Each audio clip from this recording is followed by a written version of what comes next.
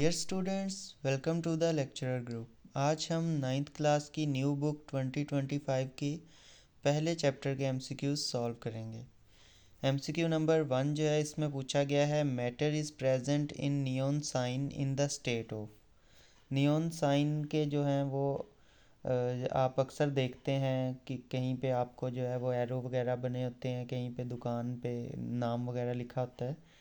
तो वो उनके अंदर जो मैटर है वो किस हालत में प्रेजेंट होता है, तो वो प्लाज्मा की शक्ल में प्रेजेंट होता है। प्लाज्मा की शक्ल में जो साइन है उसमें गैस पार्टिकल इनर्जाइज्ड होते हैं जो कि लाइट को एमिट कर रहे होते हैं। इसी तरह अगर हम एमसीक्यू नंबर 2 को देखें तो इसमें पूछा गया है hazardous effect of shopping bags are studied in. जैसा कि हमने लास्ट टाइम जो है ब्रांचेस ऑफ केमिस्ट्री भी पढ़ी थी, तो उसमें से कौन सी ब्रांच है जो कि इस चीज़ को डील करती है कि जो बैड इफ़ेक्ट्स हैं शॉपिंग बैग्स के इन्वायरमेंट के ऊपर, वो किस ब्रांच ऑफ केमिस्ट्री में हम स्टडी करेंगे, तो वो है इन्वायरमेंटल केमिस्ट्री। तो जो शॉपिंग बैग्स हैं वो इन्वायरमेंट के अंदर क्या क्या इकोसिस्टम के अंदर ख़राबियाँ पैदा कर रहे हैं वो हम इन्वायरमेंटल केमिस्ट्री के अंदर स्टडी करेंगे। इसी तरह अगर हम थर्ड एमसीक्यू को देखें तो इसमें पूछा गया है the man made polymer is. Starch जो है वो तो आपको पता है ऑर्गेनिक है, प्रोटीन भी, सेलुलोज भी। तो पोली पोलिस्टाइरीन जो है वो एक ऐसा पॉलीमर है जो कि प्लास्टिक वगैरह में के बनाने में यूज़ होता है और वो मैन मेड है। अब हम फोर्थ एमसीक्यू को देखते हैं। एमसीक्यू नंबर 4 में पूछा गया है the allotropic form of sulphur. Sulphur की जो एलोट्रोपिक फॉर्म है वो कौन सी है, तो ब्रास और जो ब्रोंज़ हैं, ये तो आपको पता है कि ये भी और ब्रोंज़ भी जो हैं ये दोनों बेसिकली अलॉय होते हैं, यानी सॉलिड मिक्सचर होते हैं। और इसी तरह ग्रेफाइट जो है ये भी एक एलोट्रोप है कार्बन का। तो रोम्बिक जो है वो स्टेबल एलोट्रोप है रूम टेम्परेचर पे, तो इसलिए इसको जो है वो इसका करेक्ट ऑप्शन जो है वो हम रोम्बिक को जो कंसीडर करेंगे। इसी तरह अगर हम नेक्स्ट मूव करें तो इसमें पूछा गया है विच liquid among the following is a colloidal solution.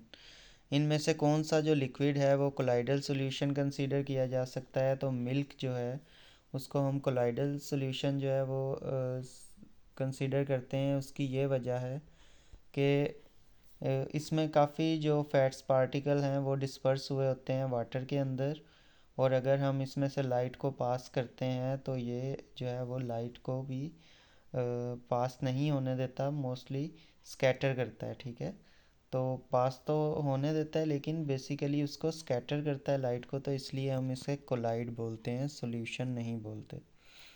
Next अगर हम सिक्स्थ एमसीक्यू को देखें तो इसमें पूछा गया है which of the following is heterogeneous mixture.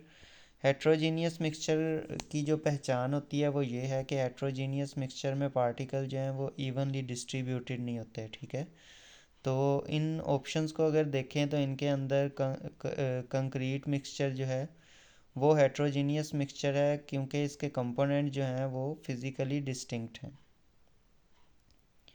बाकी जो हैं वो सॉल्यूशंस हैं, सॉल्यूशन के अंदर मोस्टली जो हैं वो अच्छे से चीज़ें मिक्स हुई होती हैं, यानी होमोजीनियस मिक्सचर ही बनता है मोस्टली।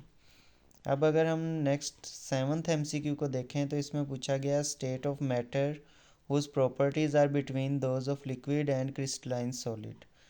तो इसको हम लिक्विड क्रिस्टल बोलते हैं, आप पढ़ा भी होगा आपने।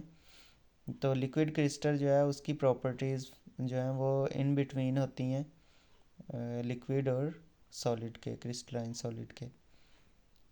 इसी तरह अगर हम नेक्स्ट एमसीक्यू को देखें, इसमें पूछा गया है when the tiny particle of a substance are disperse through a medium the mixture is name. तो अगर हम टाइनी पार्टिकल्स को डिस्पर्स करते हैं एक मीडियम में तो कोलाइड जो हैं वो फॉर्म होते हैं। ठीक है, वो सेटल आउट नहीं होते और making it different from true solution और सस्पेंशन। ओके जी, नाइन्थ एमसीक्यू को अब हम देखते हैं। इसके अंदर क्या पूछा गया है a solution of KClO3 has a solubility of about 13.2 gram per 100 centimeter cube at 40 degrees Celsius. How its solubility will be affected if you decrease the temperature। तो अगर हम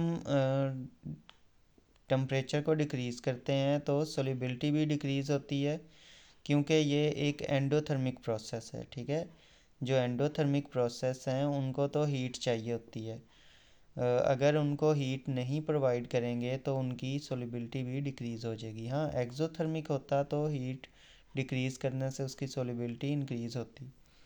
अब हम जो है वो 10th MCQ को देखते हैं। इसमें क्या पूछा गया है, you are studying the rate of hydrolysis of organic compound starch under different condition of temperature, in which branch of chemistry this topic will fall. आप बेसिकली ऑर्गेनिक कंपाउंड को स्टडी कर रहे हैं और उसकी हाइड्रोलिसिस कर रहे हैं डिफरेंट कंडीशन ऑफ टेम्परेचर पे। तो ऑर्गेनिक कंपाउंड को अगर आप देखेंगे तो सीधा आप ऑर्गेनिक केमिस्ट्री की तरफ जाएंगे, लेकिन बेसिकली जो ये फ़िज़िकल केमिस्ट्री इसका करेक्ट ऑप्शन है। उसकी वजह यह है कि फ़िज़िकल केमिस्ट्री के अंदर हम रिएक्शन के रेट को, मैकेनिज़्म को और influence of temperature on reaction को स्टडी करते हैं। तो ये हमारा 10th MCQ था। अब हम आगे चलते हैं। जी सॉरी, ये लास्ट ही MCQ था। आई होप सो आपको समझ आ गई होगी। वीडियो पसंद आई है तो लाइक ज़रूर कीजिएगा और चैनल को भी सब्सक्राइब कर दीजिएगा।